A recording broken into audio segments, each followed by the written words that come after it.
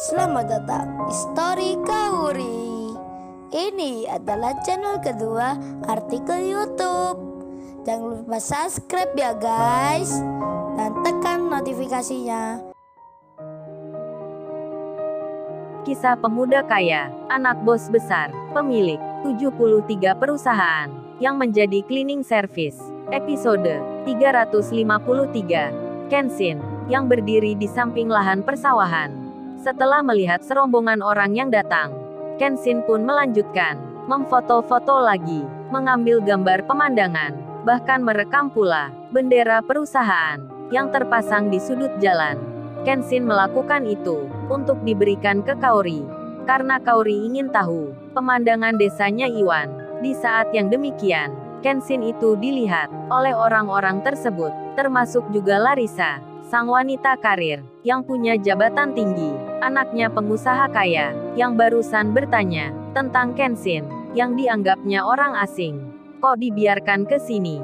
Larissa itu pun lalu meminta bawahannya untuk segera menegurnya, dan tak menunggu lama, Kenshin pun didatangi oleh salah satu bawahan tersebut. Orang itu berkata, "Mas, sini, mari ikut saya ke tempat jalan itu." Tanpa bertanya perlunya, Kenshin pun mengikuti orang yang mengajaknya, dan ketika sudah sampai di tempat yang disebutkan, tiba-tiba saja Larissa itu berkata, dirinya bicara dengan nada yang tak suka, mukanya agak marah. Larissa pun berucap, Pak, tolong jangan dekat-dekat ke kami. Jauhkan laki-laki itu dengan kita yang di sini. Kita semua ini orang terpandang, bukan orang sembarangan, bukan orang kampung pula, jadi jangan disamakan dengan warga desa di sini. Berdirinya agak jauhan ke sana. Coba aja lihat pakaiannya kotor gitu. Entar kalau bajuku kena nodanya gimana? Dan juga kalau ada wartawan yang datang ke sini, yang akan meliput perusahaan, kan bisa-bisa nanti laki-laki ini dikira pegawai kita. Bikin malu saja. Sudah Pak, cepat sana, agak mundur ke belakang, jangan dekat ke saya. Waduh, gawat-gawat, sombong sekali wanita ini, bicaranya tak mengenal perasaan. Bahkan di depan Kenshin langsung tak tanggung-tanggung pula. Kalimatnya itu begitu merendahkan. Katanya Kenshin bukan kelasnya, dianggap orang yang tak punya. Kenshin yang mendengar itu, ia pun mengerti maksudnya, namun Kenshin cuek saja, tak merasa tersinggung ataupun merasa marah. Bahkan Kenshin tersenyum mendengar pernyataan itu, dan pegawai bawahan tersebut langsung menaati perintah. Ia kemudian berkata, bicara pada Kenshin, "Mas, Anda cepat mundur saja. Jangan terlalu dekat-dekat dengan orang penting kami." Itu Non Larissa sudah marah. "Anda jangan berdiri di sini." Mendengar hal tersebut, Kenshin pun mengerti. Ia lalu menuruti, kemudian mundur ke belakang untuk mengatur jaraknya, dan langsung saja Kenshin ditanya, "Oh ya, Masnya ini siapa? Kok bisa dengan tenangnya berada di lahan milik kami? Padahal kan sudah ada tulisannya, dilarang masuk ke sini. Dilarang pula melewati jalan ini. Apa Masnya ini nggak bisa membaca? Pakai memfoto-foto segala. Apa Anda ini nggak tahu kalau daerah sini adalah tempat yang diawasi? Tak boleh dimasuki. Anda malah dengan enaknya mengambil gambar pula." Di saat itu Larissa dan Meta melihat dan mendengar salah satu pegawainya bertanya, dan Kenshin lalu menjawabnya, "Oh ini Pak, saya baru saja ke sini.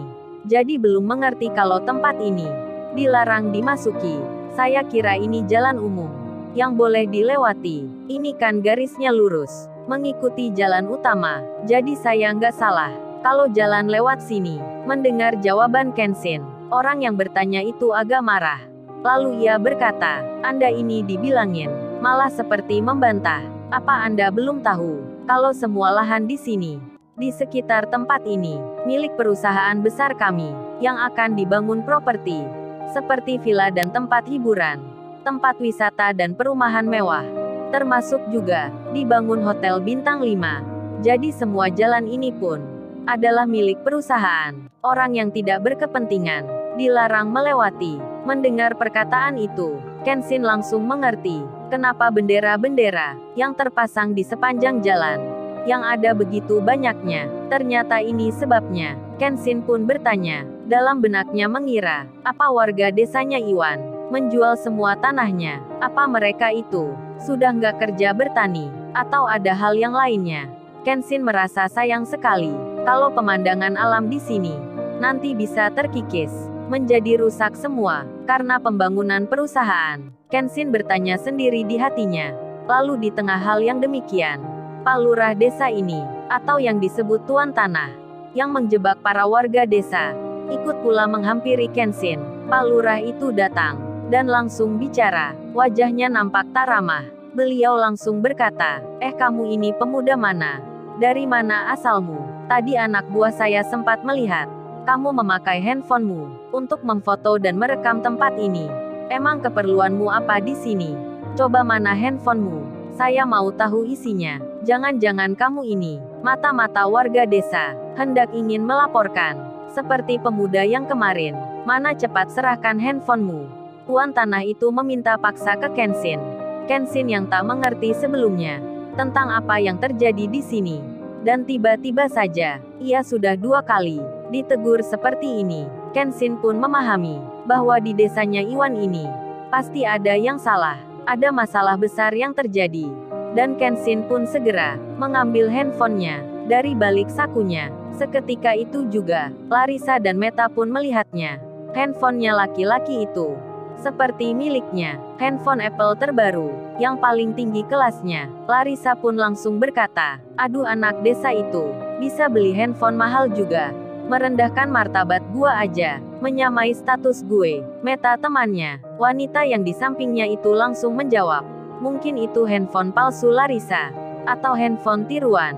Mana mungkin anak desa itu bisa beli Apple, kalau nggak kerja, dan menabung 5 tahun, atau dia menemukan di jalan.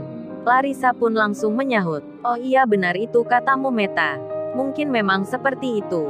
Dan handphonenya Kenshin kini dipegang Tuan Tanah. Lalu dilihat isinya, diperiksa foto dan rekamannya. Di saat bersamaan itu, Larissa malah bilang pada Tuan Tanah tersebut, Pak kalau ada hubungannya sama lahan yang di sini, tempat pemandangan di tempat ini, segera dihapus saja. Dan Tuan Tanah itu lalu menjawab, iya Non Larissa, saya akan melihatnya. Setelah diperiksa, ditemukanlah foto-foto dan video yang ada di handphonenya Kenshin, seperti yang disebut barusan. Dan Tuan Tanah itu lalu bertanya, ini untuk apa kamu mengambil foto lahan ini? Merekam pula bendera perusahaan. Kenshin menjawabnya, oh itu Pak saya mau tunjukkan ke Kaori, teman dekat saya yang di kota.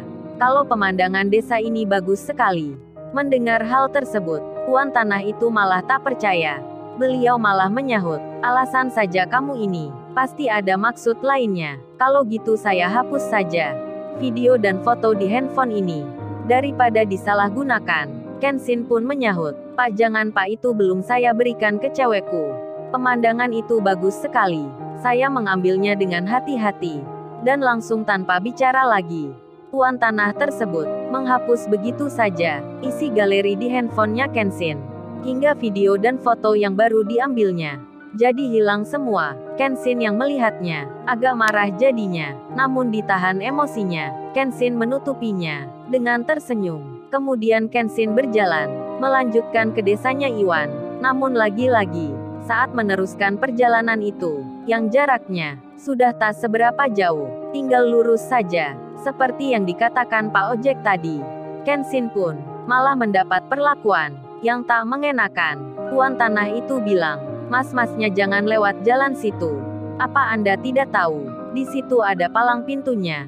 Di situ pula ada orang yang paling penting, yakni Tuan Sasaki, bos perusahaan besar ini. Kamu ini memang nggak tahu aturan ya? Kalau tujuannya ke desa itu, jalannya bukan lewat sini. Di sini itu khusus buat orang perusahaan. Kalau untuk warga biasa, baiknya memutar saja. Waduh benar-benar sudah. Perlakuan Tuan Tanah itu sangat keterlaluan sekali. Menyuruh Kenshin lewat jalan lain yang jaraknya lebih jauh. Kenshin menuruti. Ia berjalan memutar dengan pelan-pelan. Kenshin melanjutkan melangkah. Sedang Larissa dan Meta, serta orang yang di sekitarnya, hanya melihatnya dengan pandangan biasa. Lalu, bagaimana kisah selanjutnya? Subscribe channel ini untuk episode berikutnya. Terima kasih. Jangan lupa ya guys, untuk kelanjutan ceritanya ada di channel Story Kauri. Subscribe ya guys, dan tekan notifikasinya